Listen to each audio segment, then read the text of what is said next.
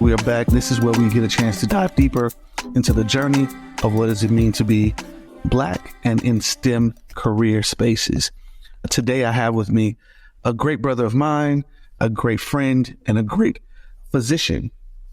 Hey, what's up, y'all? This is Dr. Italo Brown, emergency physician and social emergency medicine attending physician, assistant professor at Stanford University, but all around cool guy. What was it that made you want to go into the STEM field? Yours obviously being medicine. Yeah, it's interesting. The initial impetus to go into medicine was from my uncle. I had an uncle. He would show us the periodic table of elements when we were kids, and I was just like, this is really cool. And I just gravitated towards the sciences. By the time I got into high school, this was an area that always kept my fascination, and I liked the idea of like using empirical information to try to get an answer and being confident in that. Once I got to Morehouse, I was like, I'm going to be a bio major. My sister was a chemistry major. So I was like, I'll pick biology. Somebody got to do it. And then what was revealed to me, however, was a world where science had a personality. I felt like I was able to be my complete self and use the different disciplines within science to apply it and relate it to other things in life that mattered to me. So I think that was really the impetus of going into biology. To go into medicine, though, that's a different story. But that's how I kind of like started me getting my feet wet with biology and biochemistry and physics, chemistry, stuff like that was the first introduction. And so it sounds like you were exposed to it by either your uncle or sort of seeing bits and pieces from your sister going on chemistry. So it was more of an exposure idea for you versus something that fell in your lap. Right. Yeah. No. So I never felt like it was an unintentional experience. It was more so like, my mom was teaching math at one point, switched to English. I had people around me who were in different areas of science, but none that were in what I would consider to be like a higher level in science. So just that like entry point exposure was enough.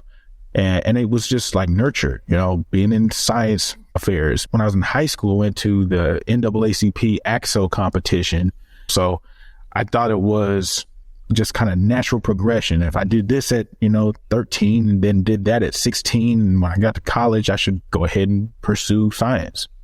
So one of the things you mentioned, you sort of split it into two different spaces of the initial foray into science and the difference foray into medicine. Right. So give us a little sneak preview of that thought process of how do you get from, say, bio to medicine? Right.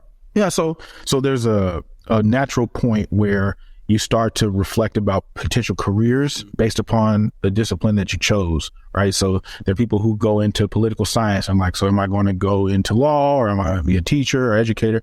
There are people who go into, business, and I'm like, am I going to be a finance guy, or am I going to go into, some other private equity or whatever? They have different conversations. And Marge was always pretty linear. It was like, you're in biology to potentially be one of three things. You're either going to be a doctor, a dentist, or a researcher.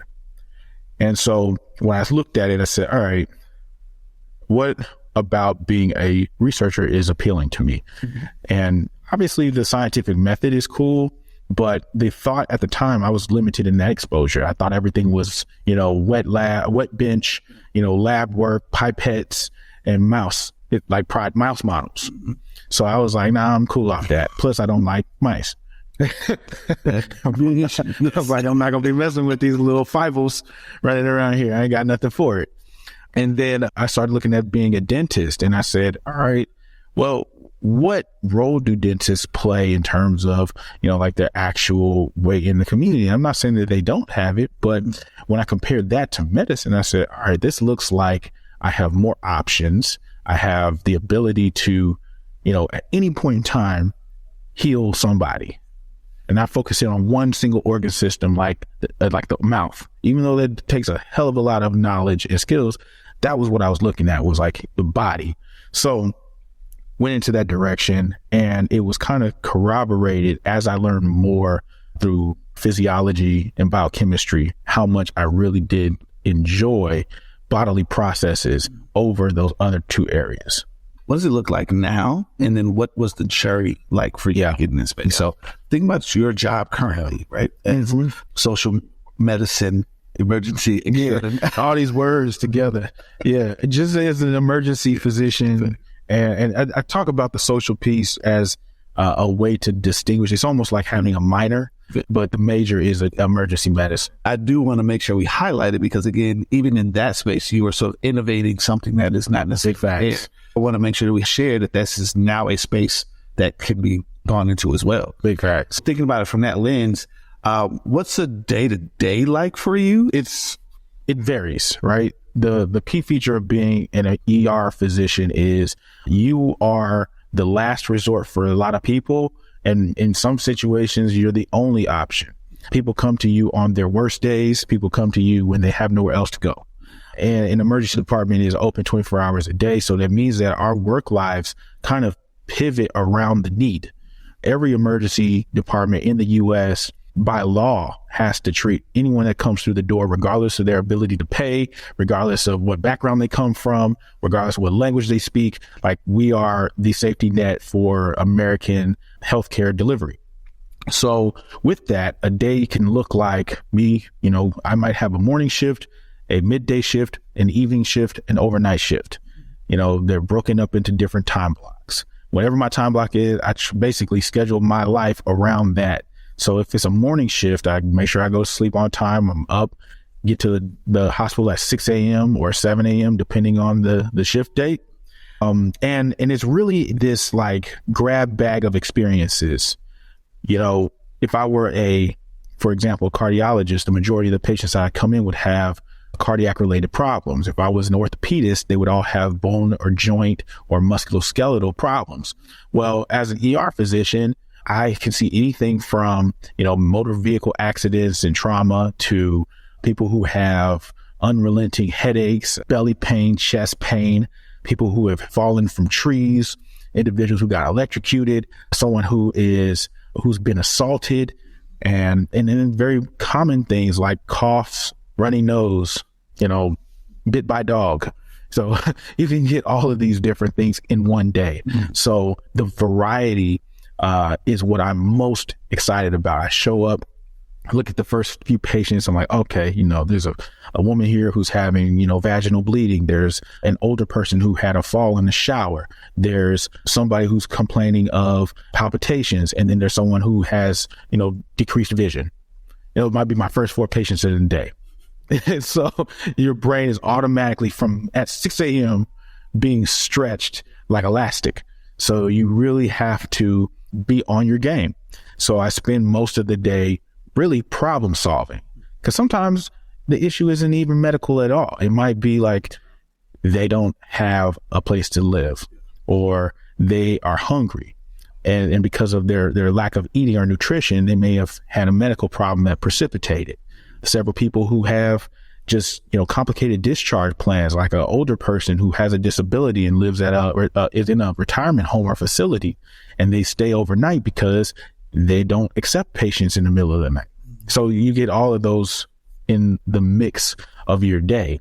The best parts are when you have what I consider to be saves. So someone comes in with weakness, you're like, this is kind of odd. And then you find out that they're having a stroke, and then they can be taken up for some type of interventional procedure.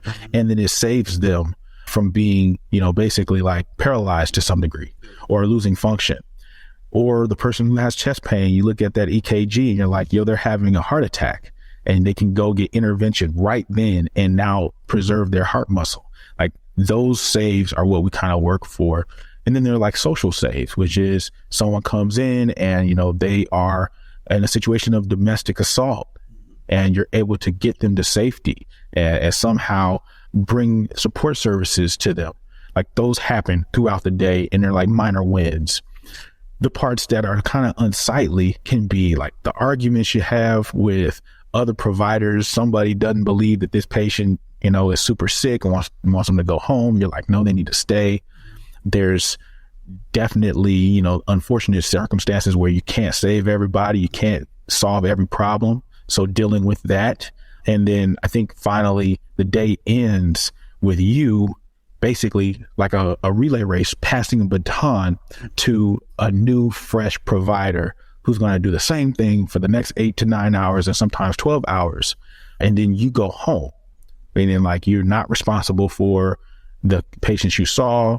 You aren't going to be called to come back. You get next however many hours completely free of work.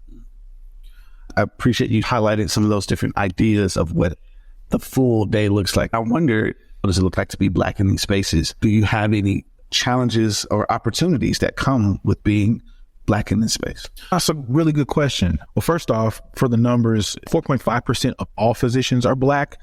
The number of ER physicians is a little bit less than that. So we're closer to like 2 to 3%. And this is like a testament to how rare it is to see a Black emergency physician. And so what I've learned about, showing up as my full self as a Black man with long hair, I have to add that distinction too. But as a Black man with he's got length, y'all. Yeah, definitely. Bang out just a little bit, man.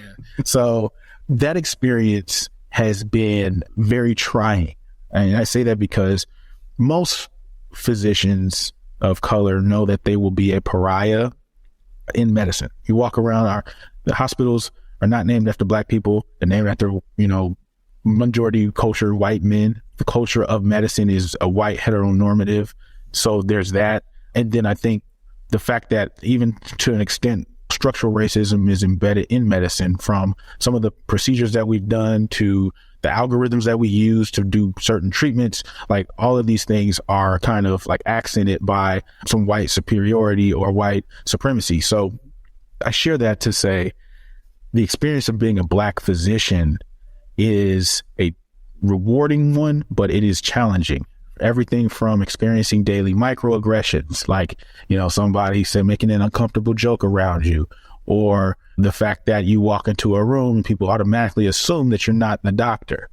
Constantly, this has happened ever since I was a medical student. And then when they realize that it's you, it's like, oh, my bad. You're like, well, okay, if that made you feel better, great.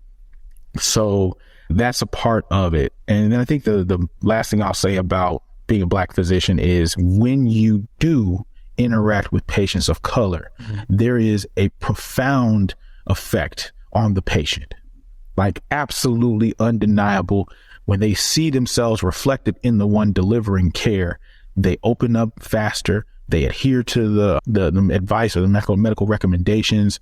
They are a lot more forthcoming with details about their health. They ask questions, and you can convey responses in a language that is more appropriate to what they're used to communicating with or identify with. So those things basically counteract the negatives, in my opinion, of being, Black in that space. It's like, I will go through 50 microaggressions for that one Black patient who sees me and is like, I'm so glad you're my doctor today. That's huge. That's huge to hear. And I think part of that really does come from you being in the space. Facts. Having the availability to even have that option in the first place. Facts. So that sort of leads me to this idea of, when you say social emergency medicine. Yeah. Can you speak to us? What does that mean? Yeah. So social emergency medicine essentially is a discipline that looks at the relationship between like social drivers of health and how they interact with the emergency medical system. So if I talk about social drivers and saying things like, access to care, education levels, housing, transportation, employment, insurance level, like income, all of these things are social features that can change, like ratchet up, ratchet down, modulate somebody's ability to get optimal health outcomes or wellness. The emergency medical system, as we said, is built around like safety net care. It's last resort. Some places, some people come there, in their worst days, and those features can affect the way that they use the emergency services, the way they leave those emergency services, and how the care within those emergency services are actually delivered. That's actually really helpful. there's this inside the hospital basically, and then there's sort of outside the hospital. Correct. And then how do those two things connect and how do they affect it? That makes a lot of sense. Now I want to get to is because you have a really interesting journey. That part, one of the things I like to point out is that in terms of Black people entering to STEM spaces or to STEM fields, it's typically not a direct linear path. It's just it's lots of turns and byways and sort of situations. And so what we don't get a chance to sort of speak to when we're speaking to either students or folks that are interested in going into these fields is that there's lots of opportunities and doorways and pathways to get there. I just really find your story really interesting. How do you see your journey? What do you feel like were the things that were the stepping stones along the way? Yeah, there's a phrase that comes to mind. They say, if the mountain was smooth, you couldn't climb it, right? Like if the surfaces of the mountain were smooth, you would not be able to climb it. And those extrusions, those like areas that are kind of outpouching and abnormal or not necessarily as streamlined, those are the things that give your journey character and allow you to say, like, I've ascended to this level. So that's kind of how I look at this particular path that I've taken, to just make it as succinct as possible. I tell people, all right, I'm the guy that became a physician and never had a medical school interview, right? And I don't hide from that. I did not graduate with my class out of Morehouse College. I failed a 1 credit physiology lab. I graduated with a 2.79 GPA, so I did not have a competitive enough GPA even to be considered for medical school. The first time I took the MCAT, which is the medical college admissions test, I failed it significantly. I studied for a whole year and I took it again and I got 1 point higher. 1 point higher after 365 days of what I would consider to be mostly dedicated energy. And it really took some life-altering levels of intervention for me to go from where I was to getting a 10-point jump in a matter of months, and then retaking classes. I went to Harvard Extension School, took 2 classes over again, borrowed money so that I could cover the courses, money that I still owe to friends, I'm gonna pay y'all back. But, like this, that was like the feature. And it's like, I did all of that and I still was not getting acceptance. I applied to medical school in 3 separate cycles. The first time, I think I applied to something like 63 schools. The second time I applied to like maybe just 60 straight schools. Then the last time I did 13. And out of all those different ones, I got a bunch of secondary applications, but no one offered me a actual interview. I had one opportunity to be in a post-bac at George Washington, and I was informed that I didn't get that either. So with all of those things said, there was a twist of fate. Meharry Medical College somehow got a hold of my application that must have been on the bottom of somebody's shoe, and they pulled it off, and I was like, hold on, who's this dude? And I got offered an invitation to come there for post-bac. When I first got there, I was living out of a suitcase in a dorm room at Fisk. I lived there for 4 months. I was not on a scholarship while everyone else in the class was, and I really clawed my way to getting a perfect GPA while there. And I had the score still, so I got automatic acceptance by the end of fall. So that's how I got into medical school. All of that to say, since then, I have not failed an exam. I have not had any significant hurdles in terms of being a physician, because I understood the assignment at that point. And it just took time to get to a place where I knew my study habits. I understood that test anxiety is natural and that there are tools and ways to get around those things, especially if you're in the sciences, because testing will be a way of life. And also to give myself grace and accept that I could be every bit as talented just because even though I wasn't, necessarily a gunner or necessarily someone who was a perfectionist in terms of my studying or my performance on exams, and that it was more about strategy. Like, how do I position myself to be the best version of myself in all capacities? So that's kind of how I would reflect on my journey. The thing that I really admire about your journey is the idea that when we talk about this not straight line, if you would have told me that, like, 10, 12 years ago now, maybe a little bit more, if you just said, Italo, one day you're going to need every single skill set at this particular point in time, I'd be like, man, you're lying. But to know that I had to go through struggle and really understand what it meant to like commit myself to this and develop other skill sets, namely, like you said, become a public health mind, become an expert in epidemiology and biostatistics, and then go through post-bac at a Black college and be exposed to these social determinants of health and how health inequities exist, and then to go into emergency medicine and spend 4 years at a safety net hospital in the Bronx, New York, one of the toughest, most impoverished communities that we have in the United States, and then come out and do a social emergency medicine fellowship at Stanford and stay on and accept a job literally 2 weeks before a global pandemic started. I would be like, wait, this is not real. And to be in that pandemic and emerge as an expert in health equity specific to, the coronavirus and being able to understand the virus because of the years I spent in science, being able to understand the disease patterns and mortality and morbidity numbers because I spent time doing public health as an epidemiologist, and being able to actually intervene because I am now trained as an emergency physician. Like, I just would have never known that was the route that was like created for me. But again, it's like you're put exactly where you need to be, and you have to trust that. You just have to trust it no matter what. So did you ever feel like this journey that you've gone on, that it includes all of these different sort of stepping stones, that endpoint wasn't where you were supposed to be? Yeah, all the time. There were multiple times where I was like, this is not going to work, or what am I doing here? I remember some distinct moments. Mm-hmm. I remember being in Boston and being in beginning of my second year as a MPA student, and really being like, yo, why did I do this? Like, really saying, I'm not seeing a career in public health. Like, I don't even know. I can't tell you one person who's a public health person. Like, what does that mean?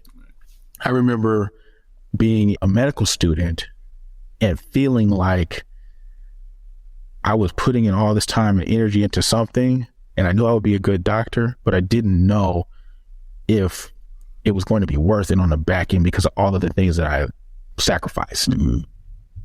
I remember being a resident and saying, like, I'm broker than I've ever been in my life. Someone set me up. Feeling like, yo, I'm not getting to the money. I got friends that are buying houses, living parts of their dream. And here I am with bags under my eyes, eating a McDonald's hash brown because that's all I can afford. And I got work in, 3 hours, and I'm off 2 hours of sleep. So at each one of those junctures, I definitely looked back and was frustrated. But what I kept in mind was that there's this idea of life narrative continuity. Author named Angela Duckworth talks about this in her book called Grit. And that concept basically says that all of these different things that you go through in life have to be aligned, have to have some like natural reason and some particular mission and purpose. So that understanding or philosophy that there is a continuity, like an arc of all these things to create one great story, that's what I just bought into. I love that life narrative continuity piece. We're talking about your STEM journey. Yeah. We're talking about all the things that have come together that make up Italo. That really interesting enough, you probably could have been a prolific writer just in general, right? Is that something that you utilize now in your space as well? So my mom was an English teacher. She always emphasized the value of literature, the value of prose, understanding grammar, like knowing subjects and predicates, just basic English 101 type stuff. And I gravitated towards writing creatively. I was a rapper at one point, a poet. I would still say I have those qualities, but what it comes down to is communication and knowing that you have to be effective at communicating to really mobilize people and to shift thought, right? And sometimes that communication can be verbal, like you should be skilled enough to have a conversation. But written communication is one of the oldest forms of communicating, and there is a certain elevated, certain level of intellect that I think it takes to craft a very well written anything, argument, statement, piece. paragraph, whatever. So I doubled down on that during those years where I was struggling, where I couldn't get into medical school. I was like, I'm going to figure out how to be a better writer. I'm going to figure out how to be more knowledgeable. I started with reading more. And just expanding my reading, expanding the base of the things that I read, hearing different perspectives, being able to interpret what an author meant, knowing the difference between tone and intent, like figuring that stuff out and then using it as a skill set. So how I use it now is when I communicate messages, like being surgically precise in how I communicate something, picking the right word to use, it comes off as a lot more elevated in terms of what you're trying to communicate. But also, there are opportunities that are just like literally hanging out there. I write for a couple of news outlets, and who'd have thought that this doctor would be able to, doctors traditionally have crappy handwriting, communicate in spurts, don't really fully, use medicalese, but to break it down to a granular level for any audience is a true gift.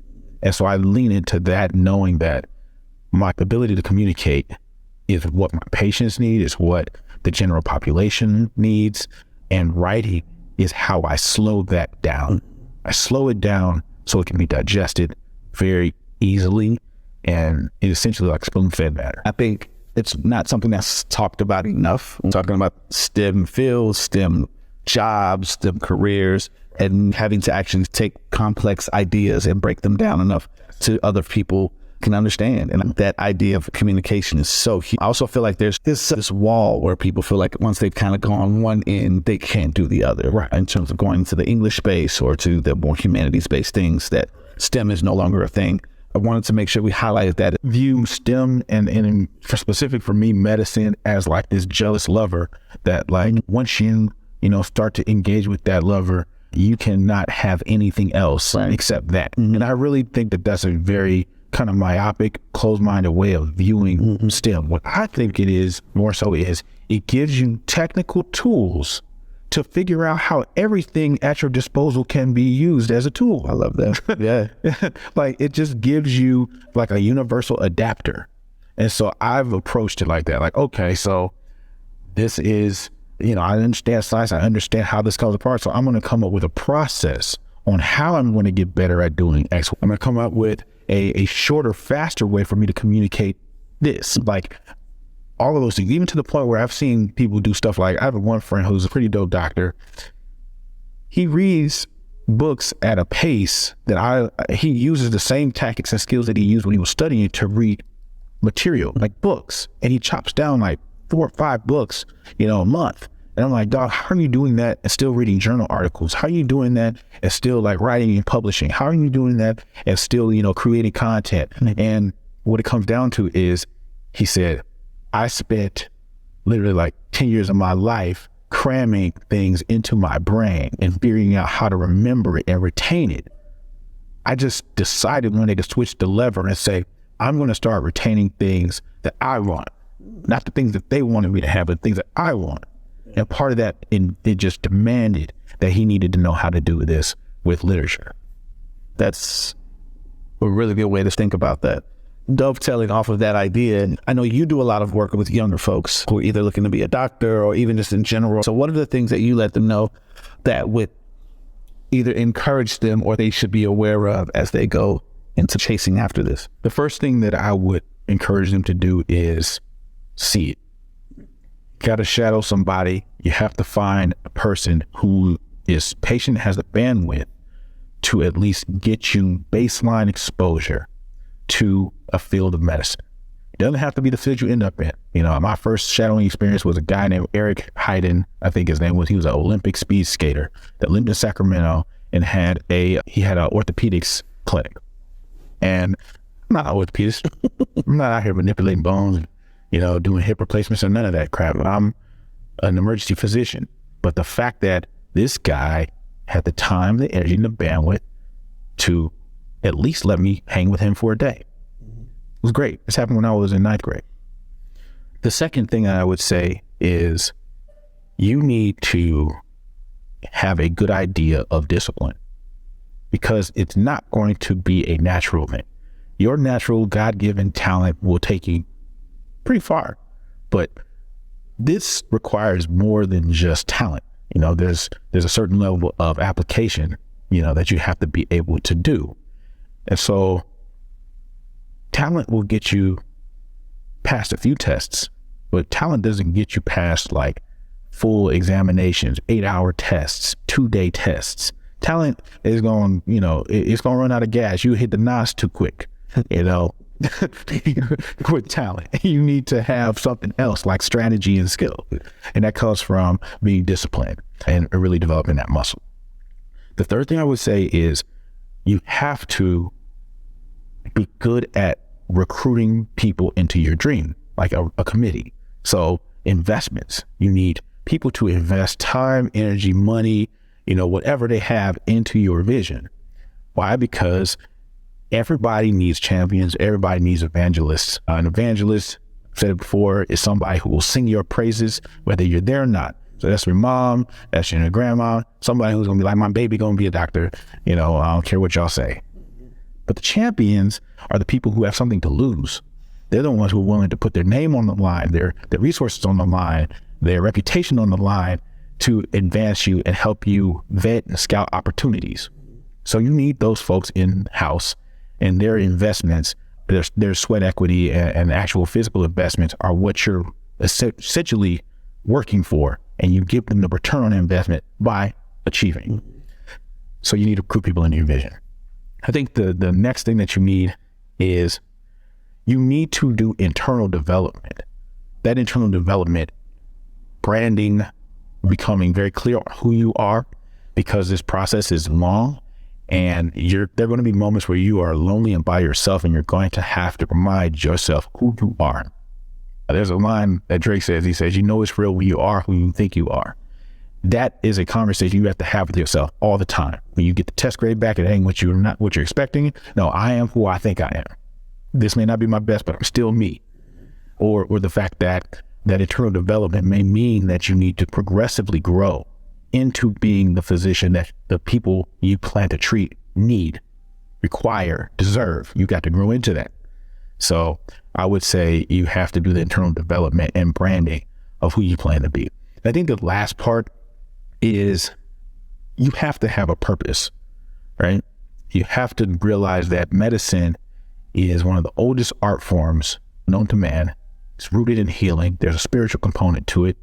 And any time you are manipulating the body or doing something for the body, you are doing something of a higher order. There are consequences that you need to be familiar with to the actions. Life and death is no joke. And so because the stakes are high, your purpose has to be in alignment with that. Don't go into medicine because you want to make some money. Don't go into medicine because you want to, have a title, or because you want people to view you a certain way as like a social capital bearing person. Go into medicine because you genuinely want to help others. And I know it sounds trite, but realize that helping others does not mean you want to save lives or miraculously heal people. Helping may be very, very small and very minor, detailed thing, but it is the commitment to doing what it takes to get that will make you a great clinician. So those are the 5 things. Definitely encourage somebody who wants to be a physician to consider.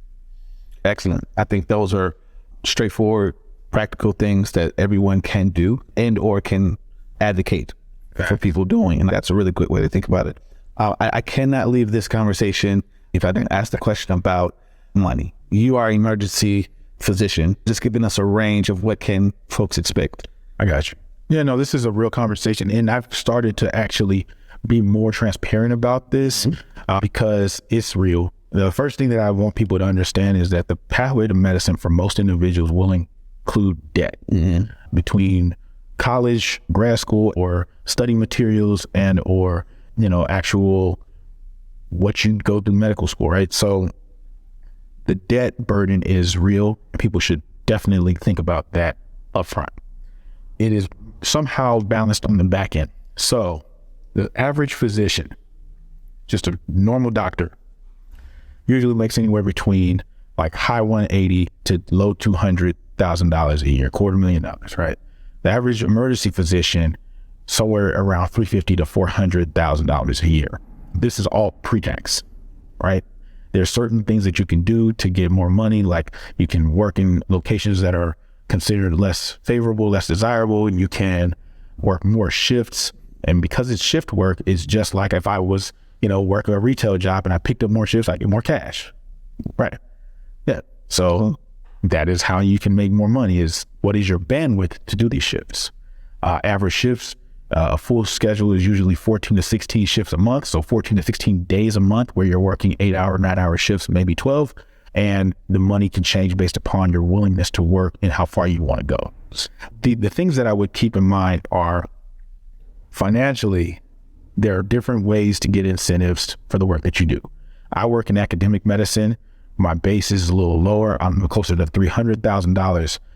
But what I'm able to do is I can pull in money from grants, subsidize my actual shifts. So instead of the person who's working 16, 17 days a month, pulling down $300,000, I work 8-9 days a month and make $300,000. And I can use those days that are left to do other activities to make more money. I can pick up more shifts. I can open another LLC or do something on the side where I'm able to generate $100,000, $150,000, and then you can go from there. This is how emergency physicians end up making $500,000 or more without having the actual work burden that maybe a surgeon will have, or that someone who has to be at the hospital for longer hours. This is why the job is so favorable, because you can have an entire family. You can make as much money or as little money as you want to make. The baseline is really high, and there's a kind of like choose your own adventure element to it. Now, debt-wise, contrast that with my debt burden. My debt burden is somewhere around $400,000, and that is combined debt from undergrad, grad school, and medical school. I'm also going to be very transparent. I was able to procure monies, like my entire last year of medical school was paid for via scholarship. I was able to get a partial scholarship for part of grad school, and even with that partial scholarship I had for medical school, I still owe that money to the government. Average time to pay off this debt for an emergency physician, the fastest they can do it is 5 years. If you're really, living like you are a, student, for 5 years, you can pay off the debt entirely. Or if you have a partner, like say you're married and the partner's debt is low, you guys can create a plan to pay your debt down at a faster rate. The average physician is like paying it off between 7 to 10 years. 10 years, your debt will be completely eliminated, because if you do the math, you're making over $250,000 a year, you'll be able to cover $400,000 if you are just mildly conservative. So I never focus on the debt burden, because my ability to make money far outpaces the debt and the interest that will accrue. Final piece of this is recognizing that the field in medicine that you go in is subject to changes, right?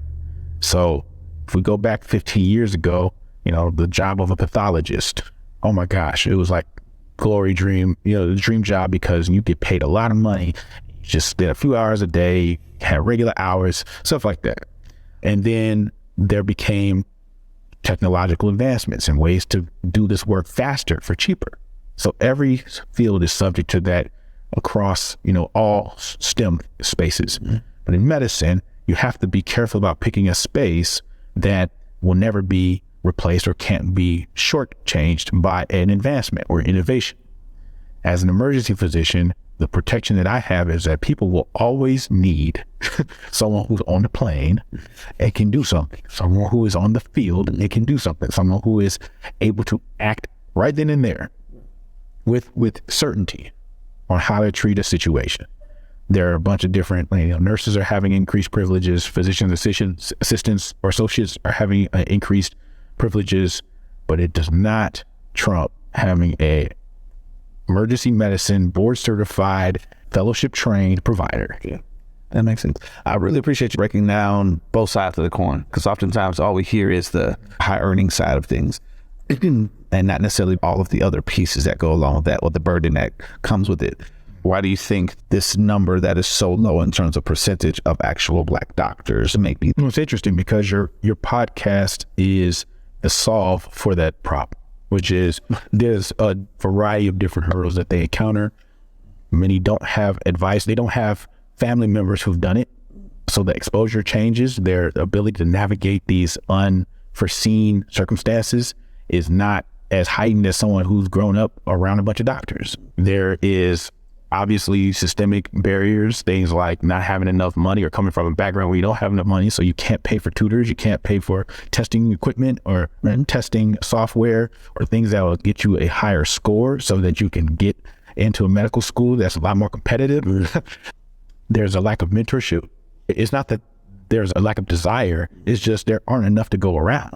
You know, there's 4.5% of the doctors are Black, and how many are going to have the bandwidth to mentor 10, 15 people? It's not realistic, right? And so all of these things have a compound effect. And I think that the last part is traditionally medicine has been closed off to us. I mean, we can go back as far as the Flexner report where Black medical schools were closed down, and even in writing saying that our utility was going to be limited to just being like mid-level providers. So there are hurdles along the way, and we just have to get really good at coming up with these solves and these innovative ways to get people interested in medicine what they need. That's a really great way to put it, because it is a multi-pronged situation. My last question for you is really just about getting to know people in this space. Oftentimes we're presented as arm's length or even more away at these very perfect figures. We've heard your journey, we've heard your ideas, but who is Italo Brown? What does Italo do outside of this space that makes him the regular dude on the street that you would probably cross anytime? That's a great question. Like, I think the way I would kind of summarize it is I'm a regular guy from California. I love music. I love hip hop. I love movies. I enjoy spending time with family and friends. The same things that most people enjoy doing. I also add to it, to the mix, that, you know, Black culture is so important to me. And I find that it articulates every single thing that I do. He's Cali all the way. This is actually really very informative for those who get to hear it.